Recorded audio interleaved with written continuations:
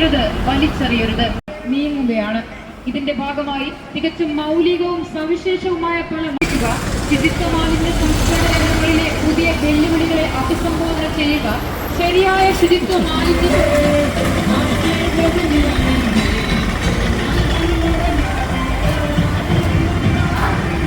സന്ദേശമാണ് നിങ്ങൾ കേൾക്കുന്നത്.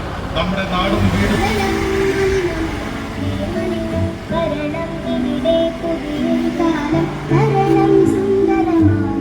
മാലിന്യങ്ങൾ കത്തിക്കരുത്, വലിച്ചെറിയരുത്.